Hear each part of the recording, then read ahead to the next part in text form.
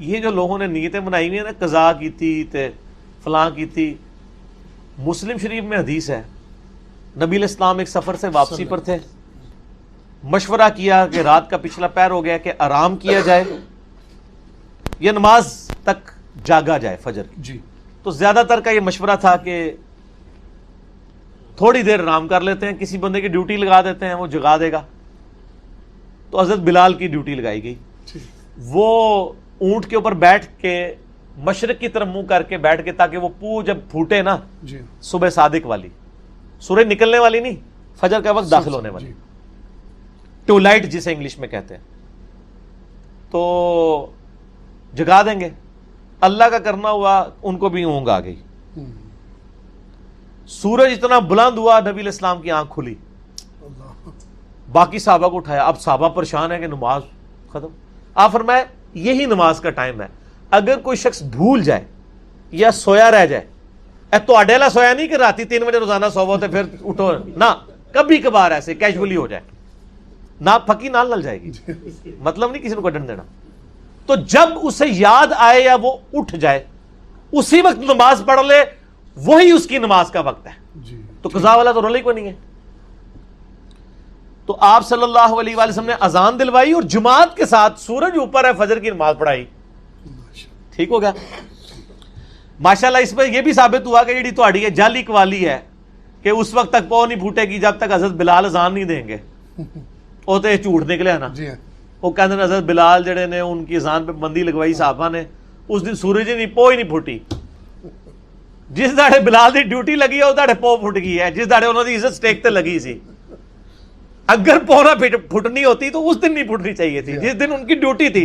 ان کی ایسے ہزاروں لوگوں کی، کیونکہ غزوہ تبوک سے واپسی پہ، غزوہ تبوک پہ 30,000 صحابہ تھے حضور کے ساتھ، کسی ایک کی بھی آنکھ نہیں کھلی ہے. ہزاروں لوگوں کی نماز حضرت بلال کے سے قضا ہوئی ہے. اس داڑے سے سورج نکلا ہے. سرکار یہ جھوٹ ہے، یہ سارے جھوٹ ہی تہاڈے بزرگ تانوں جھوٹ پڑھاندے رہے نے، انج نہیں ہوندا. ٹھیک ہے نا جی. تو جب آپ اٹھ جائیں اس وقت نماز پڑھ لیں، لیٹ نہ کریں اس کو، اور عادت نہ بنائیں، مطلب اس اعتبار سے کہ روزانہ ہی لیٹ اٹھے کوئی. یہ نہیں ہونا چاہیے کہ لیٹ ہی اٹھے. کبھی کبھار اگر لیٹ اٹھا ہے تو اسی وقت نماز پڑھ لے. اور یہ قضا اور یہ سارے علماء کی ٹرمز ہیں. نماز فوراً ہی پڑھنی چاہیے. ٹھیک ہے نا جی. اس کو نماز کو ڈیلے نہ کریں. اور ظہر اثر مغرب عشاء تو میں کہتا ہوں قضا ہو ہی نہیں سکتی ہیں. ظہر کا وقت جو ہے وہ 12:20 سے لے کے مغرب تک رہتا ہے. نماز جمع بھی تو ہو سکتی ہے نا اگر کسی کو مجبوری ہے. اثر کے ساتھ ظہر جا کے جمع کر لے، یا ظہر اثر کٹھی پڑھ لے. اور مغرب عشاء کا وقت تو فجر کا وقت داخل ہونے تک رہتا ہے. مغرب غروب آفتاب سے لے کے فجر کا وقت داخل ہونے سے پہلے پہلے مغرب عشاء کسی بھی وقت پڑھ سکتے ہیں. نماز قضا ہو ہی نہیں سکتی. یہ قضا کی ٹرمز ویسے لوگوں نے بنائی ہوئی ہے کہ وقت گزار کے پڑھنا. باقی جان بوجھ کے وقت گزار کے کوئی لیٹ اٹھتا ہے صبح کے وقت، وہ تو بخاری میں حدیث ہے کہ نبی علیہ السلام کو ایک خواب دکھایا گیا تھا. اس میں ایک منظر آپ کو یہ دکھایا، اور نبیوں کے خواب بخاری مسلم کے الفاظ ہیں وہ وہی الہی ہوتے ہیں. ایک یہ دکھایا گیا منظر کہ ایک شخص لیٹا ہوا چت زمین پہ، ایک فرشتہ اس کے سرانے بڑا سا پتھر لے کے کھڑا ہے، اس کے سر پہ مارتا ہے، وہ اس کا سر زمین کے برابر ہو جاتا ہے، اور وہ پتھر لڑک کے تھوڑی دور تک جاتا ہے. جتنی دیر تک وہ فرشتہ پتھر لینے کے لیے جاتا ہے نا، اللہ اس کو پھر دوبارہ سر دے دیتا ہے. استغفر اللہ. پھر وہ اس کے اوپر مارتا ہے، اور یہ عذاب مسلسل جاری ہے. نبی علیہ السلام نے بعد میں حضرت جبرائیل سے پوچھا کہ یہ عذاب کس کا تھا؟ فرمایا یہ آپ کی امت کا وہ آدمی ہے جس نے قرآن بھلا دیا تھا اور نمازوں کے اوقات میں سویا رہتا تھا. سر یہ بھی ہے تو انو لوگ ادھی گل نہیں دس دینے، ہم آپ کو ٹوٹل پیکج بتاتے ہیں. تصویر کا یہ رخ بھی بتائیں گے، وہ رخ بھی بتائیں گے. ٹھیک ہے نا. یہ نہ ہو کہ مسلم کی حدیث لے کے کوئی ٹھیک ہے جی صبح اٹھ کے پڑھیں گے فجر، نہ. یہ تو کیجول ہے کہ کبھی کبھار کسی کے ساتھ کوئی معاملہ ہو گیا، کوئی بے ہوش ہو گیا ہے، کوئی بھول گیا ہے، بولا تھا. آج کل تو یہ مسئلے ہوتے بھی نہیں. میں آپ کو بتاؤں لارم ہے. ایک امریکن مسلمان ہوا، میں نے اس کا واقعہ سنایا بھی تھا مسئلہ نمبر 30 میں، نمازوں کے اوقات میں.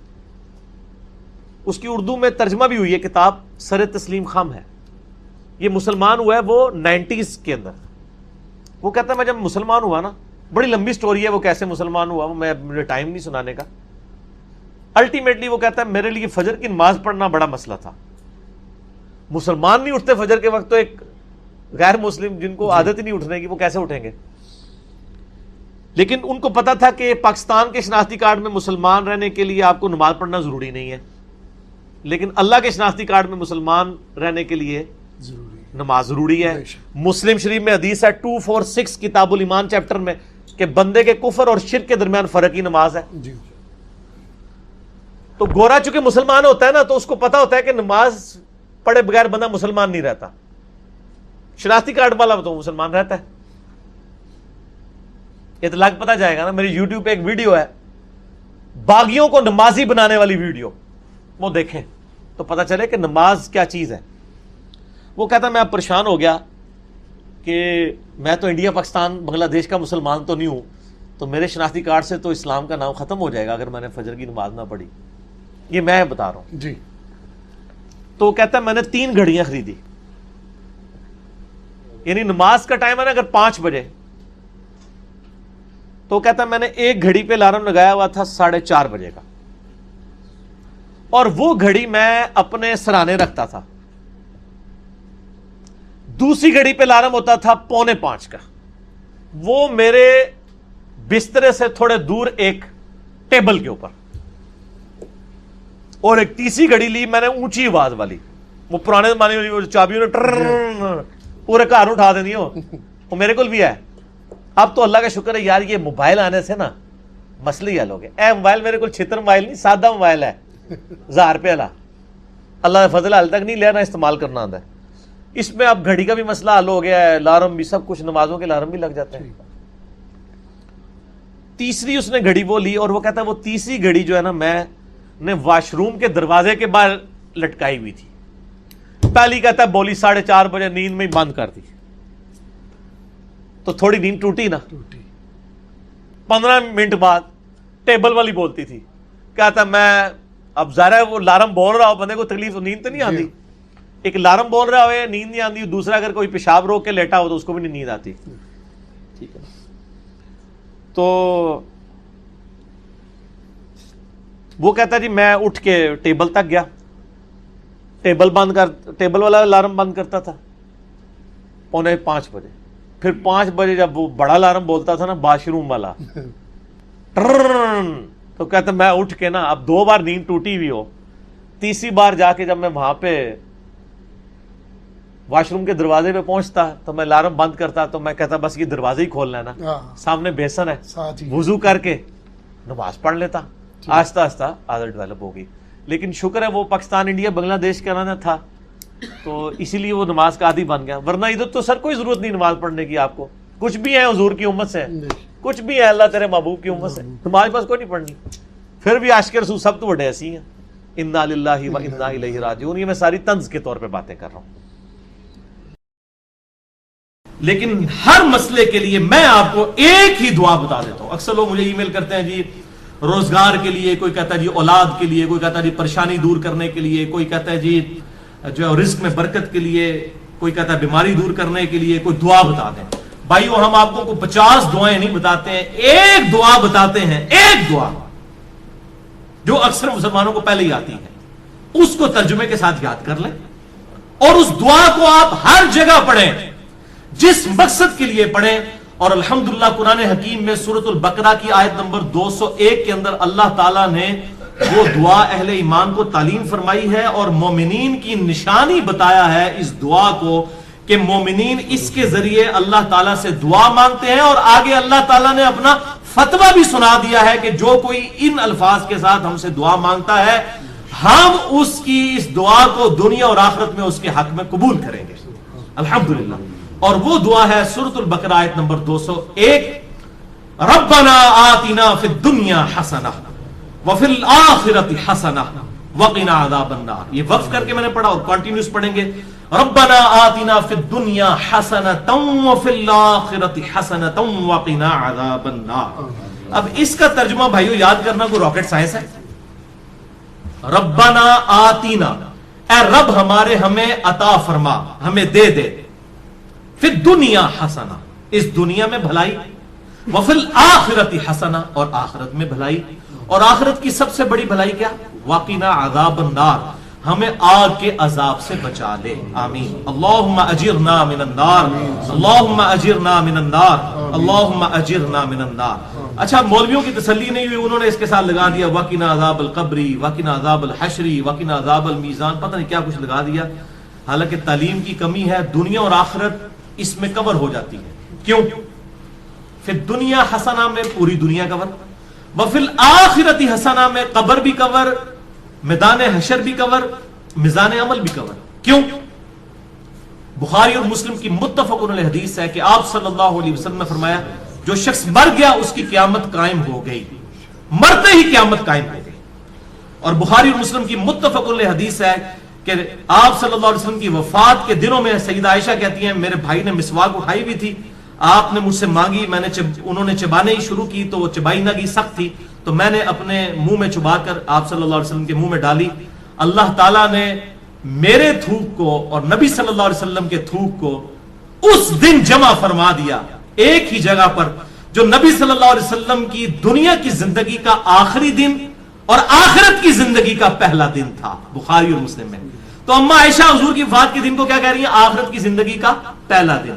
تو وہ فی الآخرت حسنہ میں قبر بھی آ گئی، آخرت بھی آ گئی، میزان عمل بھی آ گیا، سب کچھ آ گیا۔ تو یہ مولویوں نے خام خواہ بیچ میں چیزیں، وہ کسی نے ودخلنا مال ابرار یا عزیز و یا غفار، پتہ نہیں کیا کچھ بیچ میں لگایا ہوا ہے، بس یہ کامل دعا یہی ہے، ربنا آتنا فی الدنیا حسنہ وفی الآخرت حسنۃ وقنا عذاب النار۔ اس کو بدل نہیں سکتے، یہ بہت خطرناک معاملہ ہے۔ بخاری اور مسلم کی متفق علیہ حدیث ہے، ایک صحابی کو آپ نے دعا تعلیم فرمائی وضو کے بعد کی، اس میں الفاظ تھے بنبی کا ارسلتا، میں ایمان لایا اس پر جو تیرے نبی کے ساتھ نازل ہوا۔ اس صحابی نے دعا پڑھتے ہوئے کہہ دیا برسولی کا ارسلتا۔ اب کوئی فرق ہے؟ میں ایمان لایا اس کتاب پر جو تیرے رسول پر نازل ہوئی۔ رسول تو سپرلیٹو ڈگری ہے، نبی سے بھی اوپر کی ڈگری۔ ہر نبی رسول نہیں ہوتا، چند ایک رسول۔ آپ صلی اللہ علیہ وسلم فرمایا تو نے میرے الفاظ کیوں چینج کیے؟ وہی کہہ جو میں نے کہا تھا بنبی کا ارسلتا۔ اب اس نے کہا یا رسول اللہ میں نے کون سی گستاخی کر دی ہے، میں تو اچھے الفاظ استعمال کیے ہیں، عشق دے چلے نمبر لے گئے، عقل والے ہوتے ہیں انجے ہی عملہ گالیاں، کچھ نہیں انہوں نے کہا۔ اب جو نبی صلی اللہ علیہ وسلم اپنے الفاظ کو نہیں بدلنے دے رہے اور اچھے الفاظ اس نے استعمال کیے، وہ یہ اجازت دیں گے کہ آپ صلی اللہ علیہ وسلم کی سنت دعاؤں کو آپ اس حوالے سے چینج کریں کہ اس میں چیزیں ایڈ کرنا شروع کر دیں، یہ آپ صلی اللہ علیہ وسلم اجازت دیں گے؟ تو یہ بدعت کے ٹاپک پہ میں نے کم از کم 5 گھنٹے کی گفتگو ریکارڈ کروا دی ہے، مثلا نمبر 75A اور 75B اہل سنت پاک.com پہ، اس میں بھی میں نے یہ ان حدیثوں کو ڈیٹیل کے ساتھ ڈسکس کیا تھا۔ لہذا نوکری کا مسئلہ ہو، رشتے کا مسئلہ ہو، پیپر دیے ہوئے وہ پاس ہونے کا ایشو ہو، بیماری کا مسئلہ ہو، کوئی مسئلہ ہے اپنے ذہن میں رکھیں اور پھر دنیا حسنہ کو دل میں رکھیں کہ دنیا میں میرے لیے بھلائی، ہر چیز بھلائی۔ اچھی صحت کیا بھلائی نہیں ہے؟ اچھی نوکری کیا بھلائی نہیں ہے؟ اچھی بیوی کیا بھلائی نہیں ہے؟ ہر چیز ذہن میں رکھتے ہوئے جو آپ کی خواہش ہے یہ دعا کریں، ربنا آتنا فی الدنیا حسنہ وفی الآخرۃ حسنۃ وقنا عذاب النار۔ اور اس میں یقین کریں آپ کو گلٹ بھی نہیں ہوگا، صرف آپ اللہ سے دنیا نہیں مانگ رہے ہوں گے، کیونکہ سورۃ البقرہ میں آتا ہے کہ جو دنیا دار لوگ ہیں نا، جو اللہ سے باغی لوگ ہیں، وہ کہتے ہیں اللہ ہمیں دنیا میں ہی عطا فرما دے، اور اللہ تعالیٰ پھر ساتھ فرماتے ہیں سورۃ البقرہ آیت نمبر 201 کہ جو میرے نیک ایمان والے بندے ہیں وہ یہ نہیں کہتے اللہ ہمیں دنیا میں ہی دے دے، وہ کہتے ہیں ربنا آتنا فی الدنیا حسنہ وفی الآخرۃ حسنۃ وقنا عذاب النار۔ اچھا، اب آپ ویسے دعا کر رہے ہو اللہ میں پاس ہو جاؤں یا اچھا رشتہ ہو جائے، نوکری لگ جائے، اس وقت آپ پیورلی دنیا کی دعا کر رہے ہوں گے، لیکن جب آپ یہ دعا کریں گے تو آپ اللہ تعالیٰ کو بھی ناراض نہیں کریں گے، دونوں چیزیں ایڈ ہو جائیں گی ساتھ، یعنی اللہ تعالیٰ کو بھی آپ سے کوئی گلہ شکوہ اس حوالے سے نہیں رہے گا۔ آپ کہہ رہے ہوں گے یا اللہ ربنا آتنا فی الدنیا حسنہ وفی الآخرۃ حسنۃ وقنا عذاب النار، تو آپ اہل ایمان میں شامل ہو جائیں گے سورۃ البقرہ آیت نمبر 201 کے تحت۔ اسی کانٹیکسٹ میں 3 احادیث ہیں بڑی اہم، الحمدللہ۔ پہلی حدیث صحیح بخاری میں 6399، صحیح مسلم میں 6840، مشکات میں 2487۔ سیدنا انس بن مالک رضی اللہ تعالیٰ عنہ جنہوں نے 10 سال تک آپ صلی اللہ علیہ وسلم کو وضو کروایا، آپ کی وفات کے بعد 82 سال تک زندہ رہے اور 93 ہجری کے اندر بصرہ میں فوت ہوئے۔ آخر میں فوت ہونے والے چند صحابہ میں سے ہیں انس بن مالک، بہت قریبی صحابی آپ صلی اللہ علیہ وسلم۔ ان سے کسی تابعی نے آگے پوچھا کہ بتائیے کہ اللہ کے نبی صلی اللہ علیہ وسلم جب اللہ سے مانگا کرتے تھے تو کیا دعا مانگا کرتے تھے؟ تو پتہ انہوں نے کیا جواب دیا؟ انہوں نے کہا کہ اللہ کے نبی صلی اللہ علیہ وسلم جب کبھی بھی اپنے رب سے دعا مانگا کرتے یا کسی بھی چیز کا سوال کیا کرتے تو آپ کی اکثر دعا یہی ہوا کرتی تھی، اللہم ربنا آتنا فی الدنیا حسنہ وفی الآخرۃ حسنۃ وقنا عذاب النار۔ ہر معاملے میں کوئی سوال بھی کرتے تو اس دعا کے ساتھ۔ اور بھائی یہ دعا کا ترجمہ یاد کرنا کو مشکل ہے تو کیا ضرورت ہے اردو میں دعائیں کرنے کی؟ میرے بھائی یہ ایک دعا یاد کر لیں، نبی صلی اللہ علیہ وسلم نے تعلیم فرمائی ہے، اللہم ربنا آتنا فی الدنیا حسنہ وفی الآخرۃ حسنۃ وقنا عذاب النار۔ اور دوسری حدیث تو انتہائی رکت انگیز حدیث ہے جو میں نے مسئلہ تقدیر والے لیکچر مسئلہ نمبر 104 ABC میں بھی بیان کی تھی، صحیح مسلم میں 6835، مشکات میں 2502۔ یہی انس ابن مالک کہتے ہیں جنہوں نے یہ دعا روایت کی ہے، یہ کہتے ہیں کہ آپ صلی اللہ علیہ وسلم کے زمانے میں آپ کا ایک صحابی بیمار ہو گیا تو آپ اس کی عیادت کے لیے تشریف لے گئے۔ وہ اتنا کمزور ہو چکا تھا بیماری کی وجہ سے جیسے کہ پرندے کا کوئی بچہ ہوتا ہے چھوٹا سا، ہڈیوں کا ڈھانچہ بن چکا تھا۔ آپ نے جب اس کی حالت دیکھی آپ کو پتا چل گیا کہ انہیں کو کم پایا۔ آپ نے فرمایا وہ بتا تو اللہ سے کیا مانگتا رہتا ہے؟ اس نے کہا یا رسول اللہ میں اللہ سے دعا کرتا ہوں، اے اللہ جو تو نے مجھے آخرت میں عذاب دینا ہے دنیا کی زندگی میں ہی دے لے۔ بولے اعوذ باللہ تعالی۔ آپ فرمایا سبحان اللہ، اللہ پاک ہے۔ جب آپ حیران ہوتے تو یہ بات کہا کرتے سبحان اللہ، اوے تو اللہ تعالیٰ کا اس دنیا میں عذاب سہ سکتا ہے جو اللہ سے تو نے یہ دعا کی؟ نہ تو دنیا کی زندگی میں اللہ کا عذاب برداشت کر سکتا ہے نہ آخرت کی زندگی میں۔ اور تجھے تو چاہیے تھا کہ تو اللہ سے دعا کرتا اللہم ربنا آتنا فی الدنیا حسنہ وفی الآخرۃ حسنۃ وقنا عذاب النار۔ یہ کیا تو دعائیں کرتا رہے؟ اس میں وہ فنیٹک قسم کے جو صوفیاء ہیں نا ان کا بھی ارادہ، وہ کہتے ہیں سانو دنیا نہیں چاہیے آخرت ہی چاہیے، اور اللہ کے نبی کیا کہہ رہے ہیں دنیا بھی اچھی آخرت بھی اچھی۔ اچھا انس بن مالک کہتے ہیں جب آپ صلی اللہ علیہ وسلم نے اسے یہ بات ارشاد فرمائی پھر اس نے یہی دعا مانگ کر اللہ کی طرف متوجہ ہوا، اللہم ربنا آتنا فی الدنیا حسنہ وفی الآخرۃ حسنۃ وقنا عذاب النار، تو اللہ تعالیٰ نے اسے شفا عطا فرما دی۔ اب اس سے بھی پتہ چلا بیماری کی شفا بھی یہی ہے، اللہم ربنا آتنا فی الدنیا حسنہ وفی الآخرۃ حسنۃ وقنا عذاب النار۔ آپ میں کہتا ہوں یہ جامع دعا کریں، ساری دعائیں جو ہیں اس کے اندر شامل ہیں۔ اچھا قرآن میں تو ہے ربنا آتنا فی الدنیا حسنہ، اور بخاری مسلم میں ہے اللہم ربنا آتنا فی الدنیا حسنہ، تو اللہم کے ساتھ اے ہمارے اللہ یہ بھی ٹھیک ہے اور صرف ربنا آتنا بھی ٹھیک ہے، بلکہ قرآن حکیم میں سورۃ المائدہ میں حضرت عیسیٰ علیہ السلام کی جو دعا آتی ہے اس میں بھی ہے اللہم ربنا انزل علینا مائدۃ من السماء، تو قرآن میں بھی الفاظ ہیں اللہم ربنا کے۔ ویسے تو ہمارے لیے بخاری مسلم کے الفاظ ہی کافی تھے، لیکن میں پھر بھی کیڑا نکالنے کے لیے کوئی یہ نہ کہ جی قرآن میں تو صرف ربنا آیا آپ اللہم کیوں لگا رہے ہیں، تو اللہ تعالیٰ نے بھی یہ دعا حضرت عیسیٰ علیہ السلام کی نقل کی ہے اللہم ربنا آتنا فی الدنیا حسنہ، یہ پڑھنا بخاری اور مسلم سے ثابت ہوا، اور اللہم ربنا انزل علینا مائدۃ من السماء سورۃ المائدہ کے آخری رکوع میں حضرت عیسیٰ علیہ السلام کے کانٹیکسٹ میں یہ الحمدللہ اللہم ربنا کے ساتھ یہ آئی ہے۔ اور تیسری حدیث سنن ابی داؤد میں 1892، مشکات میں 2581، عبداللہ بن صائب کہتے ہیں کہ میں نے خود نبی صلی اللہ علیہ وسلم کو رکن یمانی اور حجر اسود کے درمیان وہ جو مستجاب دیوار ہے یہ دعا مانگتے ہوئے سنا ہے اللہم ربنا آتنا فی الدنیا حسنہ وفی الآخرۃ حسنۃ وقنا عذاب النار۔ اسے مستجاب دیوار کہتے ہیں، مستجاب کہتے ہیں دعا کی قبولیت کی جگہ۔ 70 انبیاء کا مصلی ہے، آپ وہاں پر کھڑے ہوں تو آپ کا رخ دونوں قبلوں کی طرف ہو جاتا ہے، بیت المقدس کی طرف بھی اور خانہ کعبہ کی طرف بھی۔ اس دوران آج تک حاجی عمرہ کرنے والے اور حج کرنے والے یہ دعا مانگتے ہیں ربنا آتنا فی الدنیا حسنہ وفی الآخرۃ حسنۃ وقنا عذاب النار۔ یہ بس اتنے ہی الفاظ ہیں، باقی جو ایڈ کیے لوگوں نے خود کیے میں۔ تو دعا کی قبولیت کی جو جگہ ہے خانہ کعبہ شریف، وہاں پر بھی آپ نے یہی دعا مانگی ربنا آتنا فی الدنیا حسنہ وفی الآخرۃ حسنۃ وقنا عذاب النار۔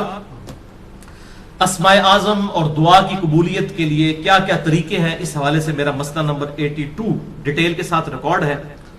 اور بھائیو بخاری اور مسلم اور باقی احادیث کی روشنی میں کئی ایک مقامات ہیں جو دعا کی قبولیت کی جگہ ہیں، مثلا اذان اور اقامت کے درمیان جو وقفہ ہے جماعت کھڑے ہونے تک کا، یہ دعا کی قبولیت کا سبب ہے۔ ابو داؤد میں حدیث موجود ہے، آج میرا ٹاپک نہیں اس لیے میں سکپ کر رہا ہوں۔ اسی طریقے سے تیز بارش کے وقت دعا قبول ہوتی ہے، میدان جنگ میں، جنگ کے دوران عین اس وقت دعا کی قبولیت کا وقت ہے۔ جمعے والے دن خطیب جب جو ہے وہ 2 خطبوں کے درمیان وقفہ کرتا ہے، اس دوران دل میں دعا مانگی جائے، وہ قبولیت کا وقت ہے. اور کئی ایک قبولیت کے وقت ہیں، لیکن ایک وقت ایسا ہے جو ہر وقت آپ کے پاس اویلیبل ہے.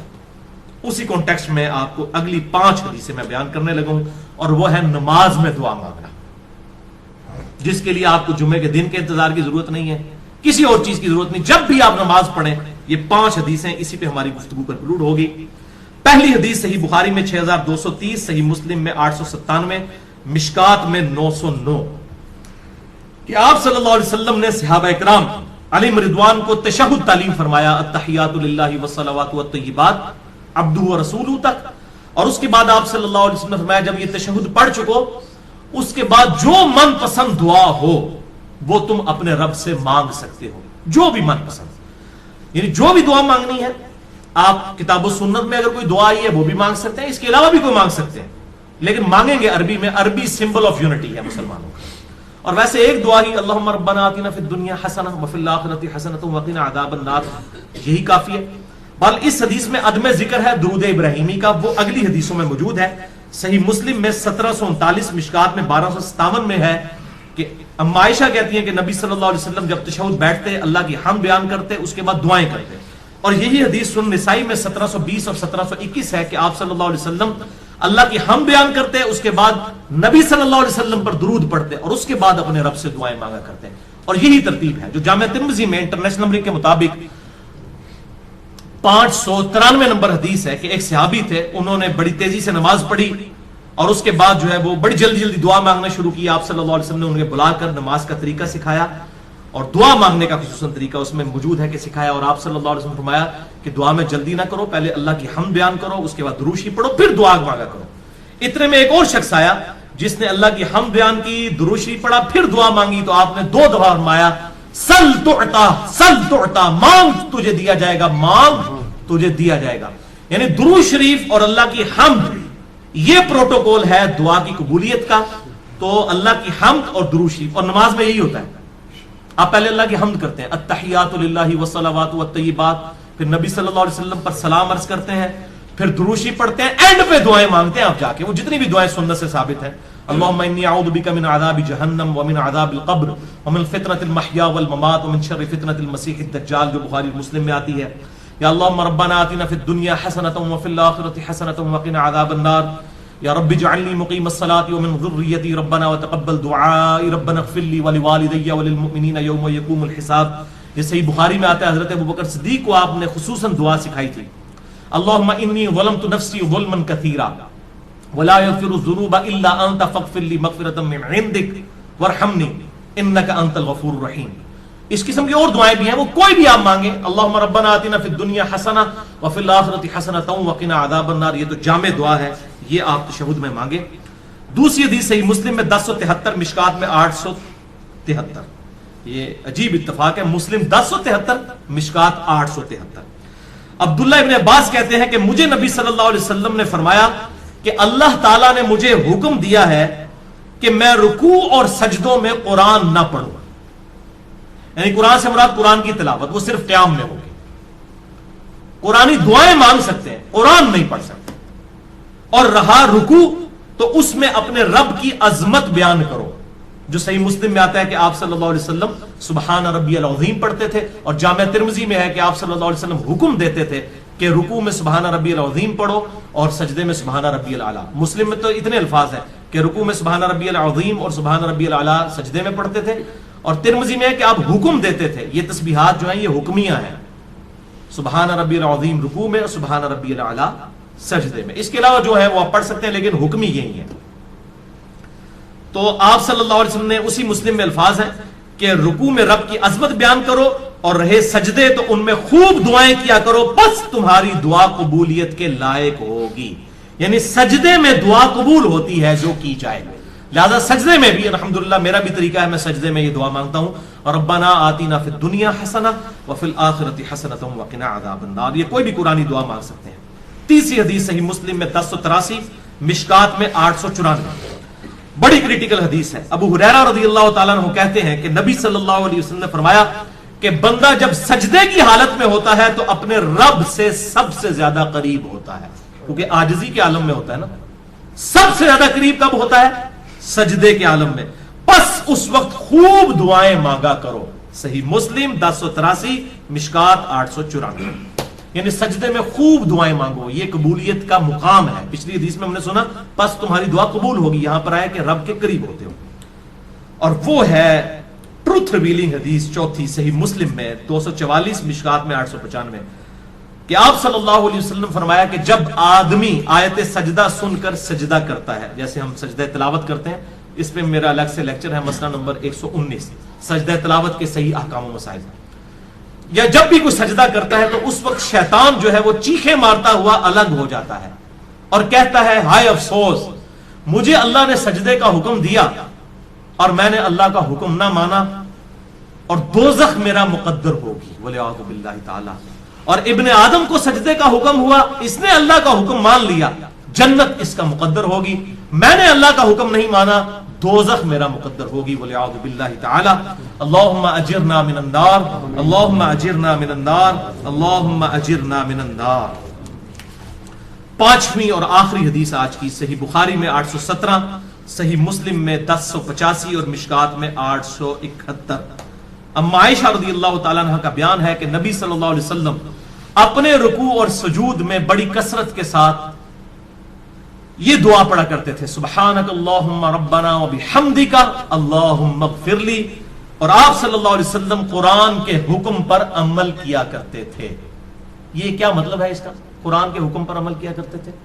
سورۃ النصر سورت نمبر ہے 110، اس میں یہ آپ صلی اللہ علیہ وسلم کو حکم نازل ہوا، یہ آپ کی وفات کی خبر تھی. اس میں بخاری اور مسلم میں آتا ہے اذا جاء نصر اللہ والفتح ورأيت الناس يدخلون في دين الله افواجا فسبح بحمد ربك واستغفر انه كان توابا. یعنی آپ صلی اللہ علیہ وسلم نے اس دین کو غالب کر دیا ہے، اب آپ یکسو ہو کر اپنے رب سے استغفار کیجئے اور اللہ کی حمد بیان کیجئے. جب یہ صورت نازل ہوئی تو بخاری اور مسلم کے میں نے نمبر بتائے. اما عائشہ کہتی ہیں کہ آپ قرآن پر عمل کرتے ہوئے دعا مانگا کرتے تھے رکوع اور سجدوں میں، سبحانک اللہم ربنا وبحمدک اللہم اغفر لی. میرا رب پاک ہے، سبحانک اللہم، اے اللہ تو پاک ہے، ربنا وبحمدک، اور میں تیری حمد کرتا ہوں، اللہم اغفر لی، اے اللہ میری مغفرت فرما. تو اس کے علاوہ بھی کئی ایک اذکار ہیں، صحیح مسلم میں آتا ہے سبوح قدوس رب الملائکۃ والروح. اسی طریقے سے سبحان ربی العظیم رکوع میں، سجدے میں سبحان ربی الاعلیٰ. جتنی بھی دعائیں ہیں وہ اب آخر میں وہ حدیث دوبارہ یاد کریں کہ آپ صلی اللہ علیہ وسلم جب بھی اللہ سے سوال کرتے یا آپ صلی اللہ علیہ وسلم نے دعا مانگنی ہوتی تو آپ کے اکثر الفاظ یہی ہوا کرتے. بخاری اور مسلم دونوں میں حدیث ہے کہ اللہ کا ذکر کرنے والا زندہ کی مثل ہے اور ذکر نہ کرنے والا مردہ کی مثل ہے. یعنی وہ زندہ لاش ہے جو اللہ کا ذکر نہیں کرتا. جامعہ ترمذی میں حدیث ہے، ایک صحابی حاضر ہوئے، یا رسول اللہ مجھے کوئی ایسی نصیحت کریں کہ اس کے بعد مجھے کسی چیز کی ضرورت نہ رہے. نبی علیہ السلام نے کہا کہ تیری زبان ہر وقت اللہ کے ذکر سے تر ہے، بس یہ نصیحت تھی. یعنی صرف نماز کی حد تک نہیں، عام حالت. اچھا، ذکر کے لیے زبان ہلانا بھی ضروری نہیں ہے، دل میں بھی ذکر ہو سکتا ہے. اللہ کو یاد کرنا بھی ذکر ہے، غور و تفکر کرنا بھی ذکر ہے. اصل چیز ہے گاڈ اورینٹڈ ہو. بخاری مسلم میں حدیث ہے، جب تم نماز پڑھ کے اسی جگہ پہ بیٹھے رہتے ہو نا جہاں پہ نماز پڑھی تھی، اسی مصلی کے اوپر، جب تک وضو نہیں ٹوٹتا نا، کچھ ذکر نہ بھی کرو تب بھی فرشتے دعائے رحمت تمہارے لیے کرتے رہتے ہیں.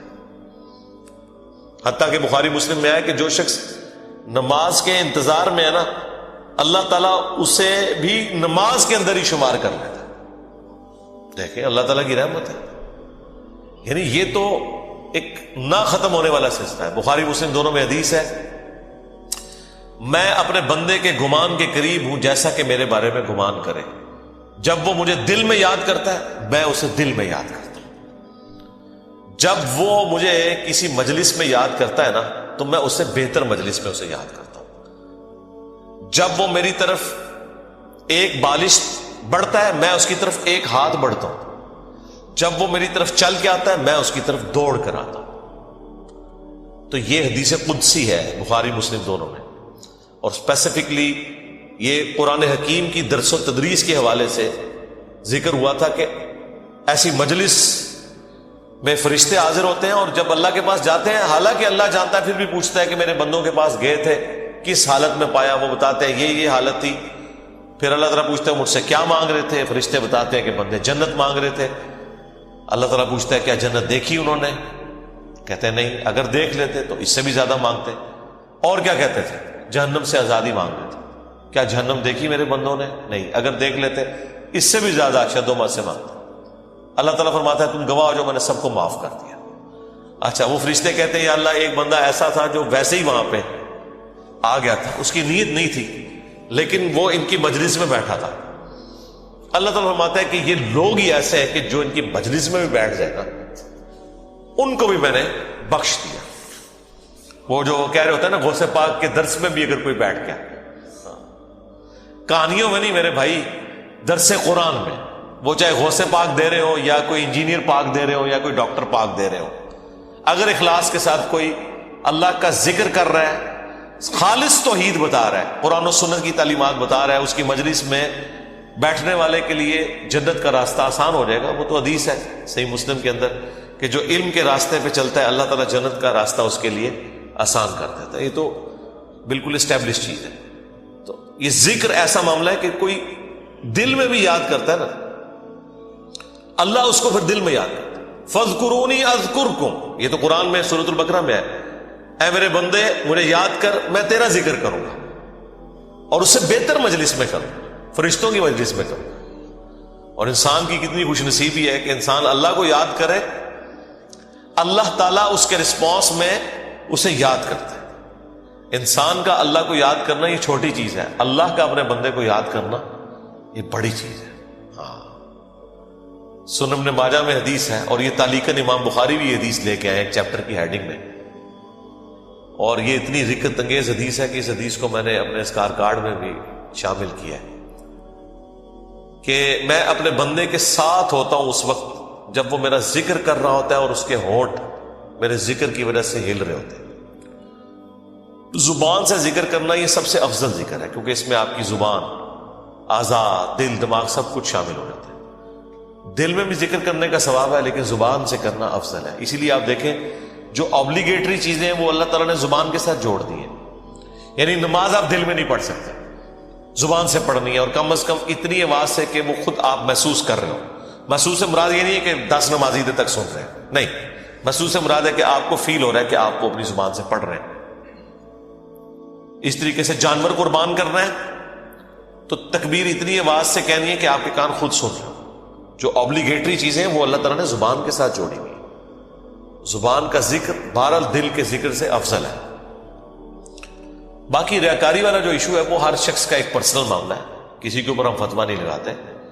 لیکن جو اللہ تعالیٰ نے آبلیگیٹری نمازیں رکھ دی ہیں وہ تو اتنی اعلانیاں رکھی ہوئی ہیں کہ خود بخود ریاکاری کا چانس ہے، تو وہ ریاکاری نہیں ہے. بعض اوقات شیطان کسی کو وسوسہ دلاتا ہے میں جماعت سے نماز پڑھوں گا یا مسجد میں زیادہ دیر بیٹھوں گا تو باقی لوگ کہیں گے کہ جی یہ لوگ بڑا نیک ہو گیا ہے تو اس سے میرے دل میں تکبر آ جائے گا. یہ شیطانی وسوسہ ہوتا ہے نا، اس طرح نہیں سوچنا کبھی بھی. آپ نے خالص رہنا ہے. صحیح مسلم میں حدیث ہے، صحابہ کرام نے کہا یا رسول اللہ بعض اوقات ہم نیکی کا کوئی کام کرتے ہیں حالانکہ پوری نیک نیتی سے کر رہے ہوتے ہیں، یہ نیت نہیں ہوتی کہ لوگ ہماری تعریف کریں، لیکن پھر بھی لوگ تعریف کر دیتے ہیں اور وہ ہمیں اچھی بھی لگتی ہے. ظاہر تعریف کسے بری لگتی ہے، تو کیا یہ ریاکاری ہے؟ آپ نے فرمایا نہیں، یہ ریاکاری نہیں ہے، بلکہ یہ دنیا میں اللہ تعالیٰ کا انعام ہے اپنے بندے کے لیے کہ کسی بندے کی تعریف کوئی کر دے. لیکن دوسری طرف نبی علیہ السلام نے اس بندے کے لیے یہ کہا ہے کہ کسی کے منہ پہ ایسی تعریف نہیں کرنی ہے کہ وہ تکبر کے اندر مبتلا ہو جائے. جس کی ہو رہی ہے اس نے خواہش کا اظہار نہیں کرنا کہ لوگ میری تعریف کریں. تو یہ باریک سے فرق ہوتے ہیں جس کی وجہ سے بعض اوقات شیطان، میں نے کئی لوگوں کو سنا ہے کہ جی ہم نے داڑھی رکھ لی تو پھر لوگ مسائل پوچھیں گے، لوگ ہمیں نیکوکار کہیں گے، اس لیے جی ہم داڑھی نہیں رکھ رہے. پھر وہ قرآن و حدیث سے سب سے بڑی دلیل دینا شروع کر دیتے ہیں جی ڈاکٹر اقبال کی بھی داڑھی نہیں تھی. قرآن و حدیث ان کے نزدیک یہ ہے کہ ڈاکٹر اقبال کی داڑھی نہیں تھی، اور پوری زندگی ڈاکٹر اقبال کو یاد کرتے مر جاتے ہیں. اللہ کے نبی علیہ السلام کو پس پش ڈال دیتے ہیں. کئی لوگ ہیں وہ کہتے ہیں کہ جی وہ جی ہاں نبی علیہ السلام خواب میں زیارت کروا کے خود منو ایک بار بھی کہہ دینا میں داڑھی رکھ لینی ہے. تو میں ان کو کہتا ہوں وہ 1400 سال پہلے کہہ کے گئے نے بھائی، اور اس سے بھی بڑھ کر اللہ قرآن میں کہہ گیا سورہ النساء کی آیت نمبر 119 کہ یہ شیطان کا راستہ ہے، کہ شیطان کہے گا، اس نے یہ وعدہ کیا تھا اپنے رب کے ساتھ وَلَآمُرَنَّهُمْ فَلَا يُغَيِّرُنَّ خَلْقَ اللَّهِ، اے اللہ میں تیری مخلوق کو ابھاروں گا کہ وہ تیری بنائی ہوئی تخلیق کو بدل دیں گے۔ تو یہ تخلیق اللہ نے دی تھی مرد کے لیے، اتنی داڑھی رکھنا کہ جسے عرف عام میں داڑھی کہا جائے یہ مرد کے لیے اوبلیگیٹ۔ تو ہر بندے نے کوئی نہ کوئی اپنے لیے لیم ایکسکیوز رکھا ہوا ہوتا ہے۔ تو میں ان کو بھی کہتا ہوں بھائی 1400 سال پہلے حکم ہو چکا ہے بھائی، اب کس حکم کا آپ انتظار کر رہے ہیں؟ تو بعض اوقات شیطان یہ بھی وسوسہ دلاتا ہے کہ جی اگر میں جماعت سے نماز پڑھوں گا تو لوگ کہیں گے یہ بڑا نیکوکار ہے لہٰذا میں گھر میں ہی پڑھ لیتا ہوں۔ نہیں بھائی، جو فرض چیزیں ہیں وہ آپ نے حکم پہ عمل کرنا ہے، اپنی عقل کو اس میں دخل نہیں دینا۔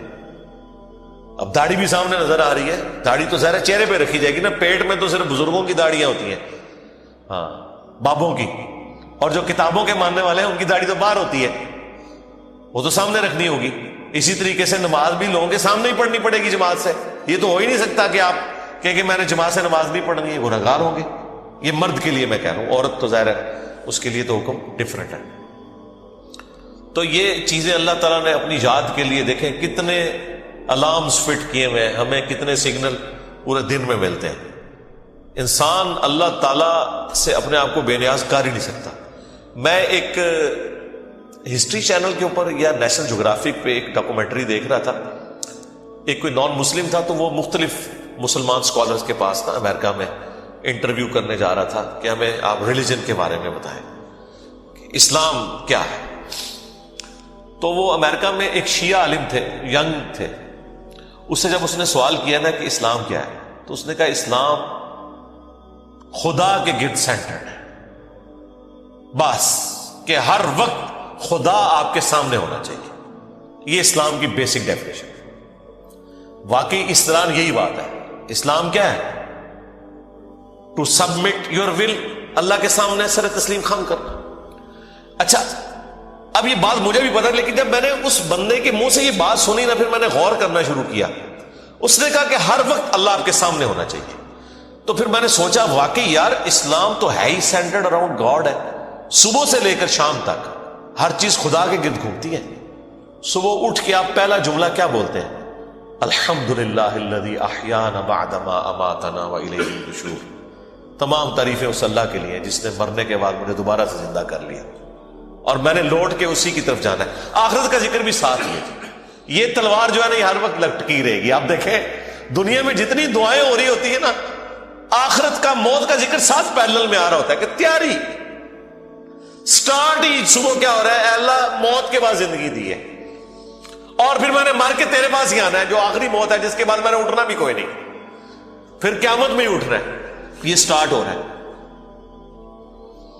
نماز پڑھیں گے، وہ تو ذکر کی اعلیٰ ترین چیز، واقعی میں صلاۃ لذکری، میری یاد کے لیے نماز کو قائم رکھنا، اور نماز کے بعد بھی اذکار، نماز کے اندر بھی اذکار، مسجد میں جانے کی دعا وہ بھی گاڈ اورینٹڈ، مسجد سے نکلنے کی دعا، ٹوائلٹ گئے ہیں تو اس میں جانے کی دعا، اس سے نکلنے کی دعا، پھر گھر سے نکلے ہیں پھر اللہ کو یاد کر کے نکلے ہیں، جہاں جا رہے ہیں اپنا کوئی کام سٹارٹ کر رہے ہیں تو اللہ کے نام سے سٹارٹ کر رہے ہیں، اور ساتھ یہ ٹینشن لگی ہوئی ہے کہ فجر تو پڑھ لی ہے، اب زور کا وقت اتنے بجے ہے، اپنے آپ شیڈیول کو سیٹ کرتے ہیں تاکہ میں جماعت سے نماز پڑھ سکوں۔ تو بس جو یہ شیڈیول طے کر رہا ہے نا، وہ بھائی فجر سے لے کے زور تک نماز کی حالت میں ہے، کیونکہ وہ نماز کے انتظار میں بیٹھا ہے۔ نماز کے انتظار میں بیٹھنے کے لیے مسجد میں بیٹھنا ضروری نہیں ہے، کوئی اپنے آفس میں بھی بیٹھا ہے نا اس انتظار میں کہ میں نے نماز کے لیے جانا ہے، وہ نماز کے انتظار میں بیٹھا ہوا ہے۔ پھر نماز کا وقت آ جاتا ہے، پھر بازار میں جانے کی دعا، سواری پہ بیٹھے تو اس پہ دعا، وہ ساری دعائیں ذرا آپ پڑھیں، کوئی بزرگ بابا آپ کو ان دعاؤں میں نظر نہیں آئے گا۔ خدا سے شروع ہو کے خدا بھی ختم۔ یہ کائنات سینٹرڈ اراؤنڈ گاڈ ہے۔ ہماری زندگی کا مقصد خدا کی پہچان ہے، انبیاء کے دنیا میں آنے کا مقصد خدا کی پہچان ہے، ہر چیز خدا کے گرد گھومتی ہے۔ یہ اصل میں اللہ کو مطلوب انسان ہے جو سینٹرڈ اراؤنڈ گاڈ ہو۔ تو آپ اس کے ذرا ٹیسٹ کو فیل کریں۔ الذین آمنوا، جو لوگ ایمان لائے، وتطمئن قلوبہم بذکر اللہ، اور مطمئن ہوتے ہیں ان کے دل اللہ ہی کی یاد سے. الا بذکر اللہ تطمئن القلوب، آگاہ ہو جاؤ کہ دلوں کا سکون ہے ہی اللہ کی یاد میں. یہ اللہ تعالیٰ نے سکون رکھے اس کے اندر. سکون سے مراد یہ نہیں ہے کہ دنیا میں آپ کو کوئی پریشانی نہیں آئے گی. اگر یہ مطلب ہو تو انبیاء کرام نے تو سب سے زیادہ بے سکونی دیکھی ہے. ہر آزمائش اللہ تعالیٰ نے ان کے اوپر ڈالی ہے اور وہ ثابت قدم رہے. مراد یہ کہ اگر کوئی آزمائش آئے گی تو وہ برداشت کرنا آسان ہو جائے گی. پھر دنیا حسنہ کیا ہے کہ دنیا میں اگر تکلیف بھی آئے تو صبر آ جائے گا کہ اللہ کی مرضی. انا للہ و انا الیہ راجعون. دیکھیں تکلیف میں بھی آپ کو یہ دعا سکھا دی گئی. ادھر بھی موت ہے. اے اللہ ہم تیری طرف سے آئے تھے, ہم نے بھی تیرے پاس ہی آ جانا ہے واپس. تو یہ تکلیف جو آئی ہے نا, یہ بھی تو ایک نہ ایک دن ختم ہو جانی ہے. بڑی سے بڑی تکلیف بھی اس دن تو ختم ہو جانی ہے جس دن انسان کو موت آنی ہے. بیمار تھا تو جب بندہ ہی ختم ہو گیا تو بیماری بھی ختم ہو گئی. تو دیکھیں ہر جگہ گاڈ اورینٹڈ, اللہ کی طرف متوجہ رہنا. تو اس کے لیے اللہ تعالیٰ نے آپ کو پورا جو شیڈیول دیا ہوا ہے. ابھی تو یار ان لوگوں نے ہماری نمازوں کے مزے خراب کر دیے ہیں. کاش آپ کے اوپر وہ دریچہ کھل جائے جو ایک بند دریچہ ہے, وہ سال میں ایک دفعہ کھلتا ہے قیام اللیل کی شکل میں. لیکن اگر آپ امیجن کریں کہ دنیا میں جتنی بھی مساجد ہیں ان کے اندر جہری نمازوں میں قرآن الف لام میم سے شروع ہو کے یا سورہ فاتحہ سے شروع ہو کے والناس تک پورا سال چلے, ایک ایک رکوع, ایٹ لیسٹ ایک ایک رکوع, کتنا ٹائم لگ جائے گا؟ اگر یہ نماز 7 منٹ میں ختم کرتے ہیں وہ 20 منٹ میں ہو جائے گی یا 15 منٹ میں. ایک رکوع مغرب کے اندر پہلی رکعت میں, دوسرا رکوع مغرب کی دوسری رکعت میں, پھر عشاء کی رکعت میں اس سے اگلے والا رکوع, اور اس کی دوسری رکعت میں اس سے اگلا, اور اس طریقے سے فجر میں. یہ 6 رکعتیں جو ہیں آپ کی جہر, 2 مغرب 2 عشاء اور 2 فجر, ان میں قرآن پورے سرکل میں چلتا رہے. آپ کو عربی آتی ہے نہیں آتی اس سے کوئی فرق نہیں پڑتا. آپ کا اسمارٹ فون آپ کے ہاتھ میں ہو اور ترجمے والا قرآن آپ نے اس پہ کھولا ہوا ہو.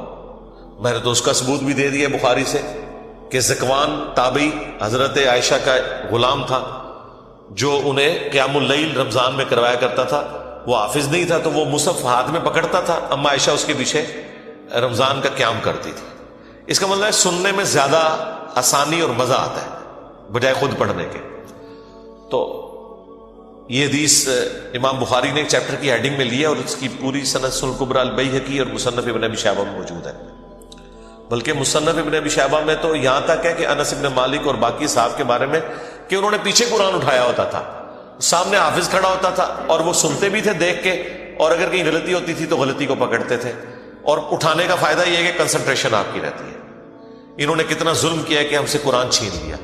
مغرب عشاء اور فجر کی نمازیں واللہ اس لیے نہیں تھی کہ آپ نے صرف رکعتیں پوری کرنی ہے, یہ آپ کے اندر فیول ڈالنا تھا کہ جب آپ جہرن قرآن سنیں گے تو آپ کی پروگرامنگ ہوتی رہے گی. ہم کیا سنتے ہیں, وہی رٹی رٹائی آخری 10 صورتیں یا چند صورتوں کی آخری آیات, سورہ بقرہ کی آخری آیات, سورہ حشر کی آخری آیات, وہی جو مولویوں نے رٹی ہوئی ہے. یار اگر حافظ قرآن نہیں بھی آپ کا امام مسجد, کوئی مسئلہ نہیں, وہ مصحف اٹھا کے پڑھ لے, کوئی مسئلہ نہیں. قرآن دیکھ کے تو پڑھنا اس کو آتا ہے نا, قاری ہے, مصحف اٹھا کے پڑھے. لیکن آپ ذرا امیجن کریں کہ آپ کی نماز کا لیول کیا ہوگا کہ آپ کو اگلی نماز کا انتظار رہے گا کہ بھئی, اور آپ یہ کوشش کریں گے کہ آپ کی نماز نہ چھوٹے, وہاں سے رکوع اگلا سٹارٹ. بلکہ میں تو کہتا ہوں گورنمنٹ لیول پہ یہ ہونا چاہیے کہ ایک اجتماعی نظم کوئی قائم کرے, اجتماعی نظم ہو پورے ملک میں. عید کی رات کو اگلا قرآن سٹارٹ ہو جائے, گورنمنٹ کی طرف سے شیڈیول ہو کہ بھئی اب یہ اگلا قرآن سٹارٹ ہو گیا, اتنے رکوع ہیں, 6 رکوع کور ہوتے ہیں نا. اگر آپ 6 جہرن رکھتے رہیں تو آلموسٹ کوئی 520 کے قریب رکوع بنتے ہیں. ان کو ڈیوائڈ کر لیں تو پورے ملک کے اندر ختم قرآن بھی ایک ہی دن ہو رہا ہو, شمسی اعتبار سے رکھ لیں, تاکہ کوئی شخص دوسرے شہر میں بھی چلا گیا اسے یہ یقین ہو کہ ہاں جی میں فلاں مسجد میں جاؤں گا تو شیڈیول ایک ہی چل رہا ہے. یہ ہم نے دنیاوی کئی معاملات میں اپنے آپ کو مینج کیا ہوا ہے اس طریقے سے. دیکھ لیں KFC آپ امریکہ سے کھائیں, آپ سعودیہ سے کھائیں, آپ جیلوں میں بیٹھ کے کھائیں, آپ کی آنکھوں میں پٹی بندھی ہوئی ہو, آپ کھا کے بتا دیں گے کہ آپ KFC کا چکن کھا رہے ہیں. اس سے قطع نظر کہ آپ دنیا میں کہاں بیٹھے ہوئے. 66,000 آؤٹ لیٹس ہیں ان کی دنیا میں. یہ بھی پرانا فگر ہے, اب تو پتہ نہیں اس سے زیادہ ہی نہ ہوگی ہوں. ایک ذائقہ دیا نا پوری دنیا کے اندر. اس طرح کے کئی شیڈیول ہیں, اور اگر یہ تھوڑی سی ایفرٹ پٹ کر لی جائے تو سرکار آپ کو کوئی اپنے بچوں کو توحید سکھانے کی ضرورت نہیں ہے. توحید خود بخود وہ سیکھ جائیں گے.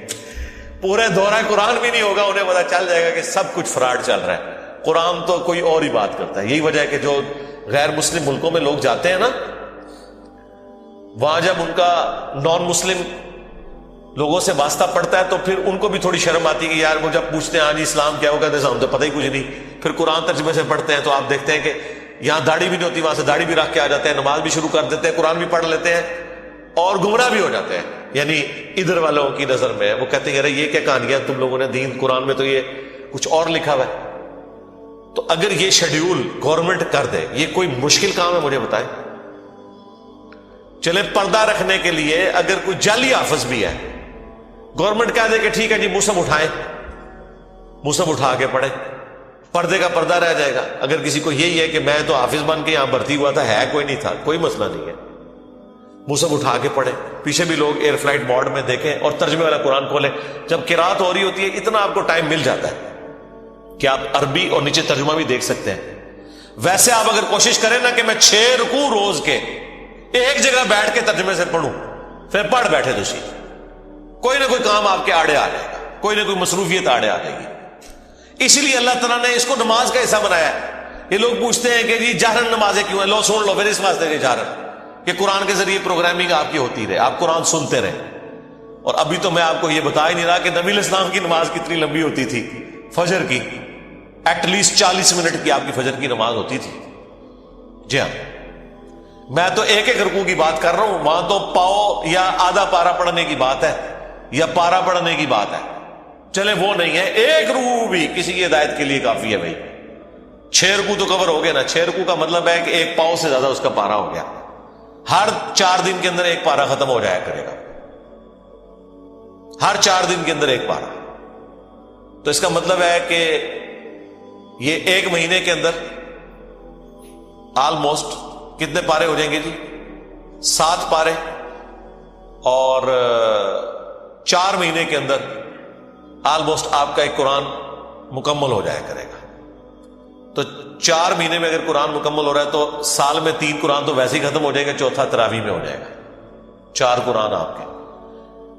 تو سرکار ایک سال نہیں, ایک دفعہ بھی قرآن سے کوئی گو تھرو ہو گیا. اور پھر اللہ نے کیا اس میں مزہ رکھا ہے کہ اتنی موٹی کتاب ہے کہ بوریت بھی نہیں ہوتی.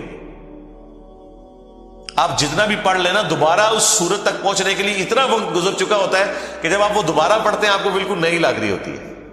اگر یہ چھوٹی سی کتاب ہوتی ہے تو 2-4 بار پڑھ کے کو بوریت والا معاملہ ہو جاتا.